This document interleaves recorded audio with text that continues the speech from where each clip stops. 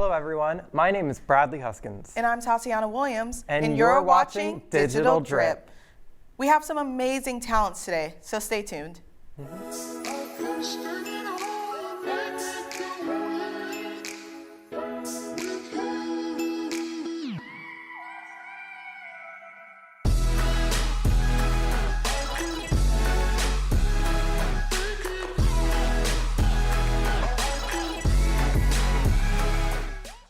Today we have a super cool first with Digital Drip. That's right. Today we have our first Digital Drip variety show. Wait, what does that mean?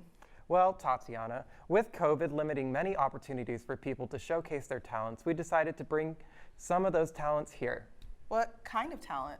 Well, we have two pretty opposite acts today. Levi, who will be showing us some acrobatics, and Luke Watson, who will be performing some songs for us. Well, this will be quite the show. Let's get started. I'm here today with the Vice President of the UNCW Gymnastics team and also the winner of Hawk It Out, Levi Mullis. So, Levi, how did you first get started with martial arts?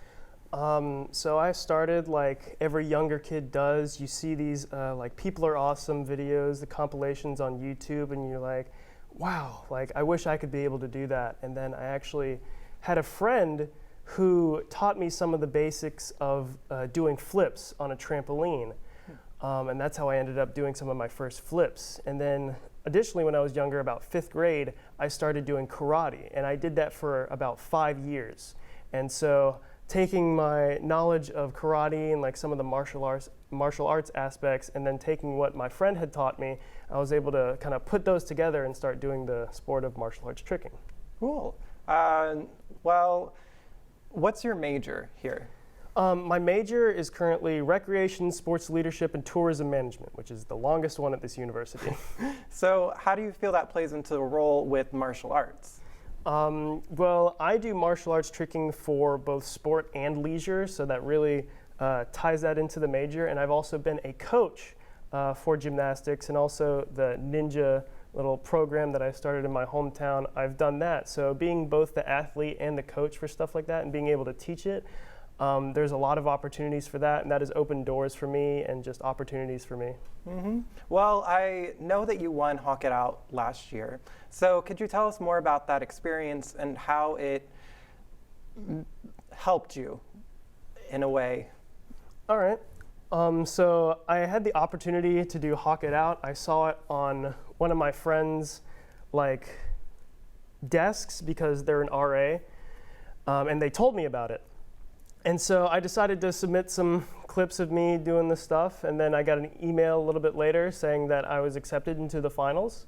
And so I was very excited. And so I went on campus and I did a little performance, did a couple things, and they were able to put that together. And I think that was a good opportunity, and I'm really glad I won. It was very interesting watching all the other people do it too, because I had no idea what other people were doing. I just knew what I was doing. Mm-hmm. And so I'm very glad that people think that I'm at least a little bit interesting, so that's really cool.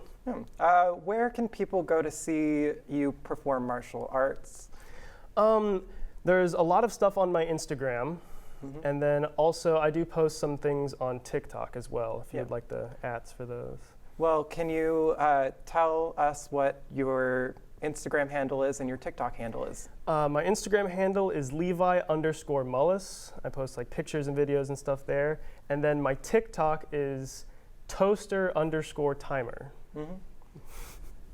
Well, that's why. That actually relates to me being a coach. So I was teaching one of my younger classes, and younger classes are always the hardest to get control of, but they're also the funniest. So one day, one of the kids comes up to me and they say, "Mr. Levi, so-and-so keeps calling me a name." And you gotta address stuff like that, especially in younger kids, because you don't want habits to develop. So I said, "Well, what is he calling you? Is it a bad name?" And he looks at me and he said, "He called me Toaster Timer." And I said, "What?" And so, I mean, I said, don't call other people names, but if somebody calls you a toaster timer, I don't know how you're supposed to feel about that. I don't see that as an insult, I don't believe. So, and that kind of stuck with me. I thought it was hilarious. A toaster timer as a what? Okay, well, I guess at least he's making toast. Yeah. So what would you like to say to people who want to start getting into martial arts? Martial arts, tricking, gymnastics, whatever, get started. Like, you're not too old. I started like end of middle school, beginning of high school, and I was a little bit bigger at the time, I will admit. But just being able to get out there and like try stuff. YouTube was my friend, using my knowledge from what I learned in karate, and then one of my friends in person. They taught me the basics, and then from there, YouTube and just practicing stuff on my own. I had a backyard and a front yard. I was lucky enough to have that, and I messed around. Trampoline parks were my favorite thing. And so just getting out there, trying stuff, getting your body moving, and that's all you can really ask for. Well, that's pretty cool. You are also the vice president of the gymnastics team. How did you get started in the gymnastics team? So I wanted to join my freshman year, but right after Florence, like the day before I came back, I broke my ankle. Oh my gosh. It was a very small break, but it's still, enough to put you behind. It's a break. So I didn't really do anything my freshman year. My sophomore year, I found it, and at the beginning of my fall semester, and I decided to go, and I found other people that I could actually do stuff with, because I came from a small town and not many people did that stuff other than myself. So finding other people to do stuff with was just really fun. We were a really good group, lots of socializing as well, not just gymnastics, and they were all skill level. There was people that was better than me, and there were people that were just starting out. Like, there was just a whole group, and it didn't really matter what level you were, because we were all just having a good time. And I really enjoyed that, and I just stuck with it. Well, that's amazing to find a group on campus that you feel so involved in, that you love. How would you tell people to apply to be in the gymnastics team? So we have an Instagram handle, UNCW Gymnastics Club, and we just ask that you reach out and talk to us, because we just recently started practice. We had to start a little bit late in the semester, but we enjoy everyone. Like I said, we have all different levels. It doesn't matter if you can't do a cartwheel or you can do a double backflip. Like, we'll take you. We are not a D1 team, unfortunately. We are just a club, but I think that makes it better, because the emphasis is on having fun rather than competing. And so just like reach out, and you can come to a practice, and if you don't like it, you don't like it. If you do, we'd love to have you. Well, Levi, thank you for coming, and I'm excited to see you perform with us today. Absolutely. Thank you for having me.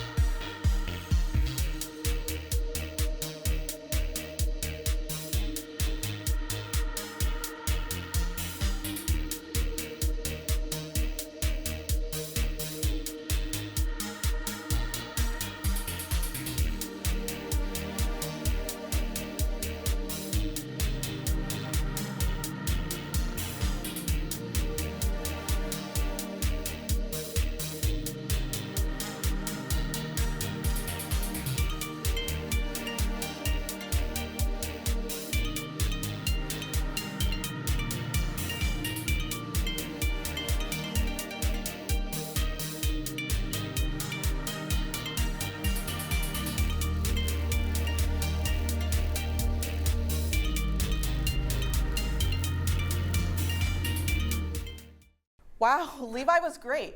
Next up, we're completely mixing up the page with our next performer. A Wilmington local, Luke Watson, is a songwriter and has been making music for the past 2 years. I got the chance to sit down with him to discuss his work. So when it comes to music, how did you get started? Basically, it just kind of came to me. I was 10 years old, and I just kind of dabbled around with the keys, and it just kind of hit me. So. Okay, so when did you start performing? Started performing at 12. Yeah. Where were you performing at?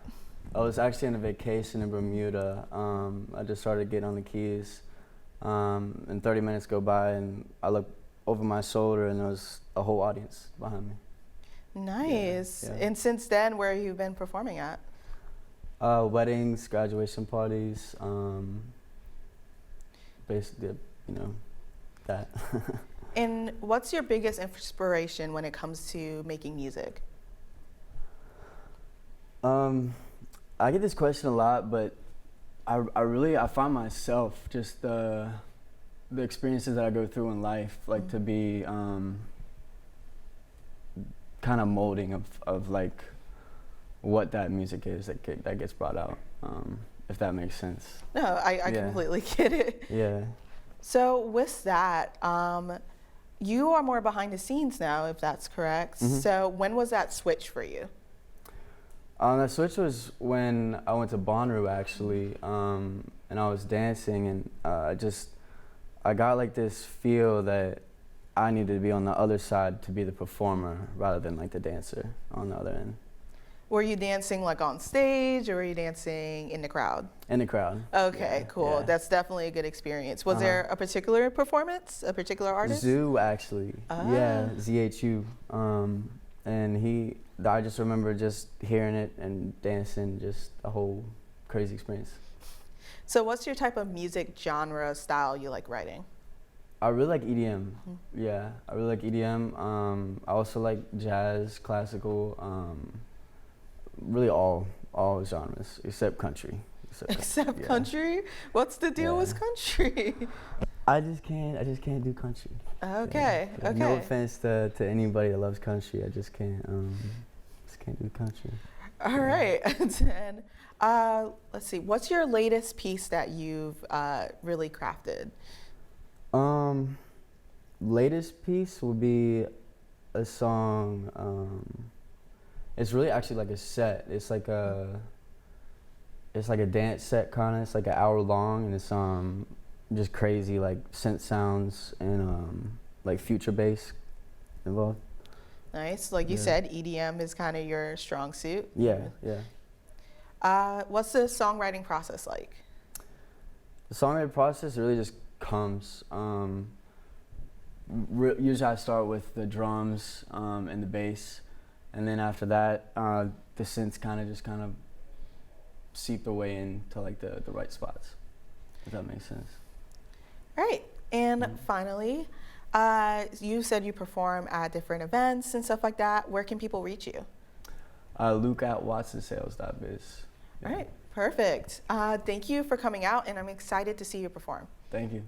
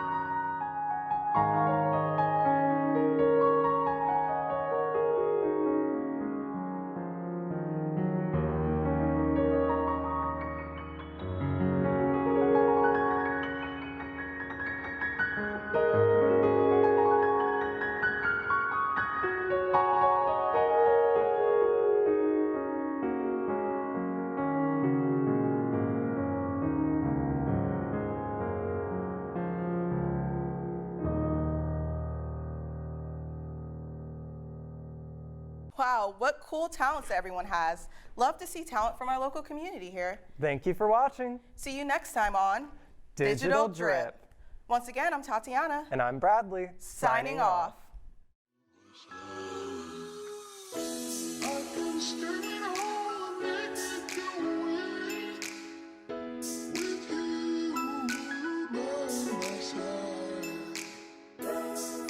Standing on